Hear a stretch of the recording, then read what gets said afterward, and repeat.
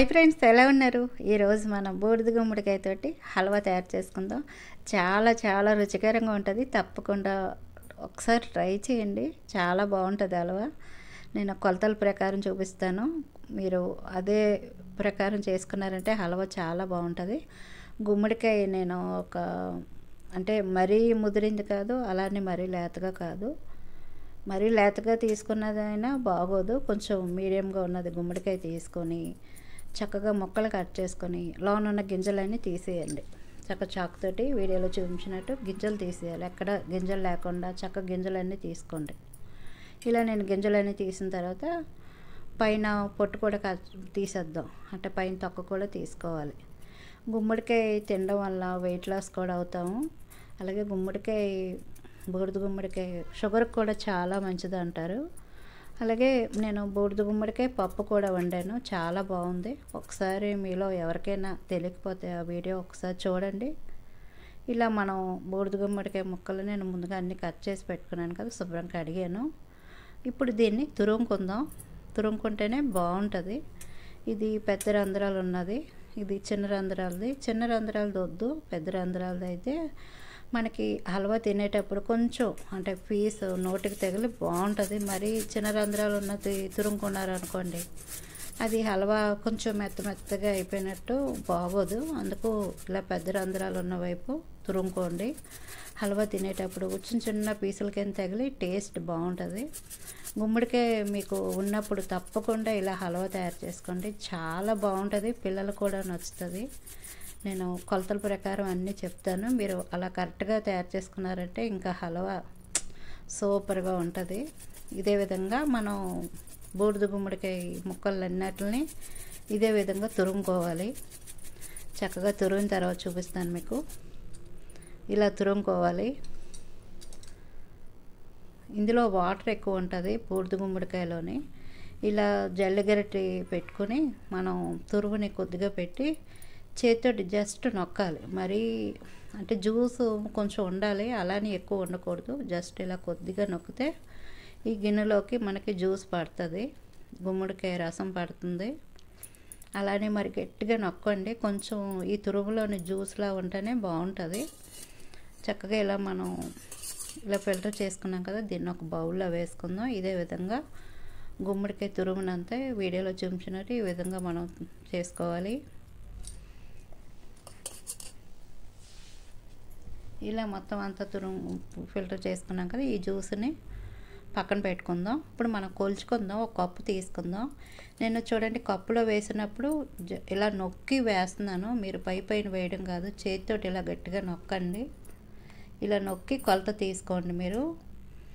నాకు ఈ కప్పుతోటి 3 కప్పులు గుమ్మడికాయ తురుము ఉంది, బూడిద గుమ్మడికాయ తురుము. ఈ తురుముని మనం పక్కన పెట్టుకుందాం. గుమ్మడికాయ మనం ఫిల్టర్ చేసిన వాటర్ తోటి మనం జ్యూస్ తయారు చేసుకుందాం. ఈ జ్యూస్ కూడా చాలా మంచిది హెల్త్కి. అంటే మార్నింగే తాగేవంటే చాలా చాలా మంచిది హెల్త్కి. ఇలా మనం ఫిల్టర్ చేసుకున్నాం కదా గ్లాసులోని, కొంచెం వాటర్ వేసుకుంటున్నాను. మీరు మీ ఇష్టం, వాటర్ వేయకపోయినా బాగానే ఉంటుంది. నేనైతే కొంచెం వాటర్ వేసుకుంటున్నాను. అలాగే హాఫ్ నిమ్మ చక్కగా పిండుకోవాలి. ఈ నిమ్మరసం వేసిన తర్వాత నేనైతే సైంధవ లవణం వేసుకుంటున్నాను. బ్లాక్ సాల్ట్ అంటారు కదా, అది కొద్దిగా వేసుకుంటున్నాను. మీ దగ్గర ఇది లేకపోయినా మామూలు సాల్ట్ అయినా కొద్దిగా వేసుకోండి. అంతే, జ్యూస్ రెడీ అయిపోయింది. ఇప్పుడు హల్వా తయారు చేసుకుందాం. గ్యాస్ ఆన్ చేసుకుని బాండి పెట్టుకుని నెయ్యి 2 స్పూన్లు నెయ్యి వేసుకొని కిస్మిస్ కొద్దిగా వేసుకుందాం. కిస్మిస్ జీడిపప్పు కొంచెం ఎక్కువ వేసుకున్నాం అనుకోండి, హల్వా తినేటప్పుడు చాలా బాగుంటుంది రుచికరంగానే. నేనైతే కొంచెం ఎక్కువే వేసుకుంటున్నాను. కిస్మిస్ కొంచెం వేగిన తర్వాత జీడిపప్పు వేసుకొని గ్యాస్ని మాత్రం మీడియంలో పెట్టుకుని 2 చక్కగా వేపుకోండి. 2 వేగిపోయాయి. ప్లేట్లో తీసుకుందాం. ఇలా ప్లేట్లో తీసుకుందాం కదా. బాండీలోనే ఇంకా నెయ్యి ఉంది, నెయ్యి సరిపోద్ది. ముందుగా మనం తురుముకున్నాం కదా 3 కప్పులు గుమ్మడికాయ తురుము, ఇది కూడా వేసుకుని గ్యాస్ని మీడియంలో పెట్టుకుని చక్కగా ఒక 10 నిమిషాలు వేపుకోవాలి. ఇలా వేగితేనే హల్వా రుచి బాగుంటుంది. ఒక్కసారి మీరు ఇలా వేపి చేయండి, చాలా రుచికరంగా ఉంటుంది. గ్యాస్ మీడియంలో పెట్టుకుని మాడిపోకుండా కలుపుతూ చక్కగా కొంచెం కలర్ మారే వరకు వేపుకోండి. చూడండి ఇలా వేగింది కదా. మనం ఒక కప్పు షుగర్ వేసుకోవాలి.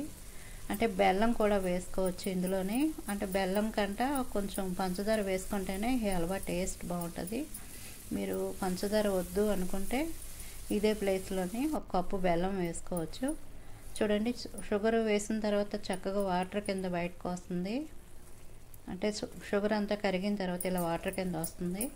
గ్యాస్ని చిన్న మంట మీద పెట్టుకుని చక్కగా కలుపుతూ ఉండండి. అంటే కొంచెం ఇది గట్టిపడాలి. మీకు చూపిస్తాను. చేతితో పట్టుకుంటే మనకి అటు చేతితో పట్టుకున్నప్పుడు ఇలా జిగురు కింద రావాలి, ఇలా అంటుకున్నట్టు ఉండాలి. అప్పుడు మనకి హల్వా రెడీ అయినట్టు.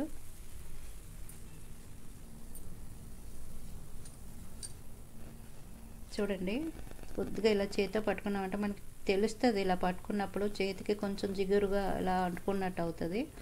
అప్పుడు మనకి హల్వా రెడీ అయిపోయినట్టు. ఇందులోనే ఇలాచీ పౌడర్ 1/2 టీ స్పూను, ముందుగా జీడిపప్పు కిస్మిస్ వేపుకున్నాం కదా, ఇది కూడా వేసుకుని ఒక చిటికెడు సాల్ట్ వేయండి. అంటే సాల్ట్ వేయడం వల్ల స్వీట్ ఎప్పుడు అంటే రుచి వస్తుంది అన్నమాట. ఎక్కువ కాదు, ఒక చిటికెడు. అలాగే ఒక 2 స్పూన్లు నెయ్యి వేసుకుని చక్కగా మొత్తం అంతా కలిసేలాగా కలుపుకోండి.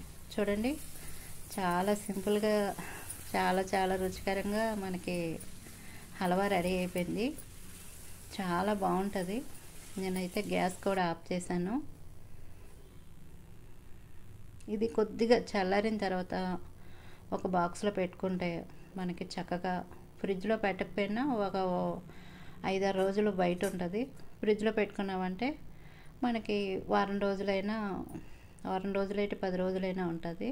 కానీ అంతవరకు ఉండదనుకోండి. ఇది తిన్నామంటే 2 రోజుల్లోనే అయిపోద్ది. చాలా రుచికరంగా ఉంటుంది. పిల్లలకు కూడా నచ్చుతుంది. తప్పకుండా బూడిద గుమ్మడికాయ దొరికినప్పుడు చక్కగా ఇలా హల్వా చేసుకోండి. అలాగే మన ఛానల్లోని బూడిద గుమ్మడికాయ పప్పు కూడా వండాను కదా, ఆ వీడియో కూడా ఒకసారి చూడండి. ఈ వీడియో నచ్చినట్లయితే ప్లీజ్ లైక్ చేయడం మాత్రం మర్చిపోకండి.